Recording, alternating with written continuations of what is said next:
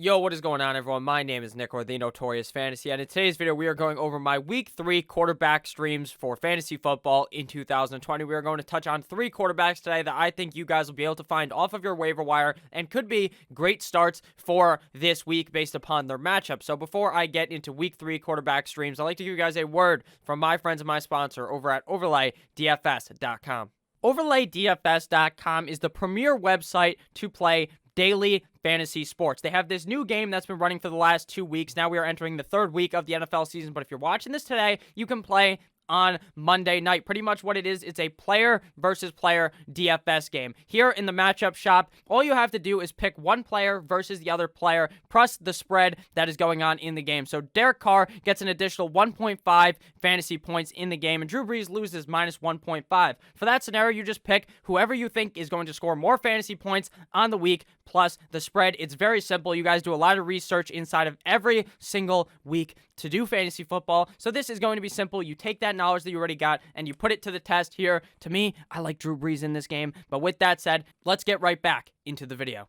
And we are back. If at any point inside of this video you guys end up enjoying, please make sure to hit that subscribe button down below. It's free and I put out content every single day to help you guys win that 2020 Fantasy Football Championship. So without further ado, let's get right into it. Week 3 quarterback streams for fantasy football in 2020. We begin here with Gardner Minshew of the Jacksonville Jaguars going up against the Miami Dolphins in Jacksonville this week. Week number 2, Gardner Minshew up against the Tennessee Titans in Tennessee. Now, this is a very hard matchup, I would argue, for the quarterback position. I didn't expect Gardner Minshew to have all that great of a game, and if I'm being honest with you, he very much has surprised me, just like he surprised many people. Now, week 1, he did have a softer matchup, and even a matchup that I thought may have been tough against the Indianapolis Colts, and completely blew the back out of the Colts and played quite well up against the Tennessee Titans, making the Jacksonville Jaguars be very competitive in a game that wouldn't have surprised me if they lost by like 15 points. They ended up only losing by a field goal. It is very clear that Gardner Minshew is the real fucking deal, and he wants to make sure that he could solidify his job as the Jacksonville Jaguars quarterback for the next couple of years, which would mean winning like 7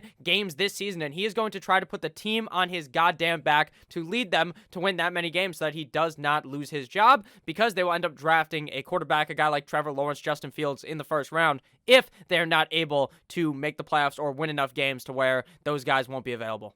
Gardner up against the Tennessee Titans had 30 completions on 45 attempts, so very good. Week 1, he actually threw the ball, I believe, 20 times and completed 19 of those passes. Gardner Minshew looks like a whole different breed this season. 339 passing yards, 3 touchdowns to 2 interceptions, so obviously that's not the greatest ratio. You're kind of hoping that he throws less interceptions than that, but hey, it's up against the Tennessee Titans, and that is a very tough defense to play against, especially when you have a running back like James Robinson, who a lot of people just are really underplaying, but at the end of the day, he's no Leonard Fournette. They can't really rely to hand the ball off, and even with a not-so-hot offensive line, for a guy to run for like maybe 4 yards a carry every single time, that's just not going to happen with James Robinson. But maybe, just maybe it will, because I do like James Robinson. And Gardner Minshew had 4 rushes for 19 yards on a weekly basis. He's probably going to rush the ball 3 to 4 to 5 times every single game, and that is obviously going to boost up your fantasy point total at the end of the week. So when week 2 came to a close, 20.82 4-point per passing touchdown points, which finished as quarterback number 12 in that kind of scoring format. In a 6-point per passing touchdown scoring format, he was quarterback number 11 with 29.46 6-point per passing touchdown points. So Gardner Minshew had a very good game up against a much stronger Tennessee Titans defense. Now, he's going up against the Miami Dolphins this week. Now, I'm a Miami Dolphins fan. I understand that we don't have the greatest defense on earth, and at home, the Jacksonville Jaguars are one of those teams that actually does have a home field advantage due to the fact that they actually can have fans at the stadium, just like the Dolphins can.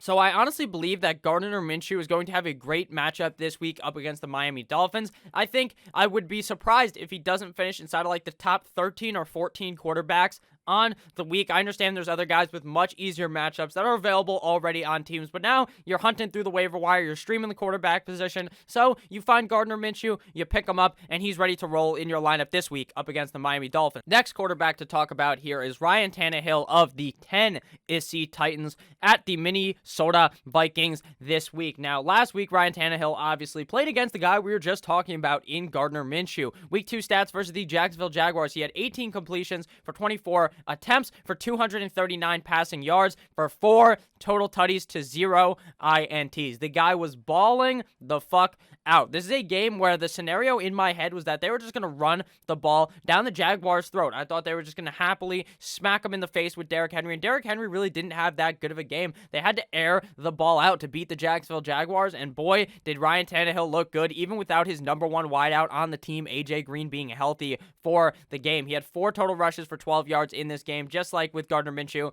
I would say he doesn't rush as much as Minshew, probably going to rush the ball 2 to 3 times a game, but he does let his feet go in the games. He had 26.84 point per passing touchdown points last week for 8, finishing as quarterback number 8 in a 6-point per passing touchdown league. He was quarterback number 6, 34.8 6-point per passing touchdown points. So Ryan Tannehill was very effective up against the Jacksonville Jaguars. Now, I understand you might be thinking, oh, Nick, it's because he was playing up against the Jacksonville Jaguars. That defense couldn't stop me. I'm built different. I could play quarterback up against the fucking Jacksonville Jaguars, and maybe that's true.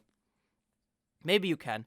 But with that said, this week he's playing up against the Minnesota Vikings. The Minnesota Vikings defense fucking sucks ass, and their quarterback, Kirk Cousins, looks even worse. This guy looks like he just goes into every game with a fucking blindfold on. He just has no idea what he is doing. He looked atrocious up against the Indianapolis Colts. The Indianapolis Colts and Phillip Rivers ran a train straight on the Minnesota Vikings, and I believe the same thing's going to happen with Ryan Tannehill on the week. Sure, I don't expect him to throw 4 fucking passing touchdowns, because I expect Derrick Henry to be much more involved, because we saw last week and the week before that running backs can run wild on the Minnesota Vikings. But at the end of the day, Ryan Tannehill should be able to have a very, very safe game for your lineup that you can definitely find off of the waiver wire on the week. I would argue he's probably more readily available than Gardner Minshew. Final quarterback that we are going to be talking about here is Monsieur Kissin' Titties Mitchell Trubisky of the Chicago Bears at the Atlanta Falcons. So if you guys have ended up enjoying this video thus far, we're almost done with the video. Obviously, please make sure to hit that subscribe button down below. It's free. I put out content every single week to help you guys win that 2020 Fantasy Football Championship. And now, every week, I'm likely going to be talking about quarterback streamers to help you guys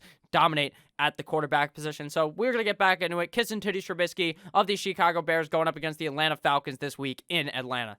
The Atlanta Falcons defense is just not good at all. They're probably the worst defense we have talked about thus far. They can't stop anyone. They actually probably could not stop you if you are built different like myself. The Atlanta Falcons defense, they were up by a zillion points to the Dallas Cowboys, and they let the Dallas Cowboys inch back into the game. Obviously, that was some type of special teams error or some type of literally throwing the game error by the Atlanta Falcons, because they just didn't pick up the ball on the onside kick, which made about 0 sense. So even with Kissin' Titties Trubisky maybe being one of the worst quarterbacks in the NFL, probably the guy that's most ridiculed on the planet, and it's not even Mitch Trubisky's fault that he's ridiculed so much. It's because for some reason the Chicago Bears elected to draft him ahead of Patrick Mahomes and Deshaun Watson, who are 2 of arguably the top 10 quarterbacks inside the NFL, and Pat Mahomes may be arguably the number 1 guy in the NFL at the quarterback position. So week 2 up against the New York Football Giants in at home, I believe.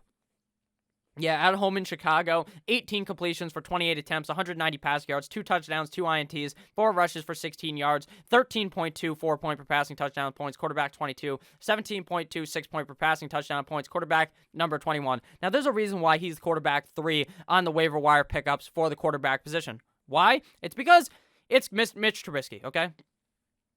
He could have the easiest matchup here. This is the easiest matchup, probably, out of any of these guys. But he's Mitch Trubisky. He will make so many stupid fucking mistakes that you'll be scratching your head when you pick him up. But here, he is a good option. He has a very, very good matchup. And even though he struggled up against the New York Football Giants, mainly because they could just run the ball straight down the Giants' throat with David Montgomery. David Montgomery ran a fucking train on that defense. The Atlanta defense, probably the same thing can happen. I just expect Mitchell Trubisky to look much better against this defense, since I think the Atlanta Falcons defense might be even worse than the New York Football Giants.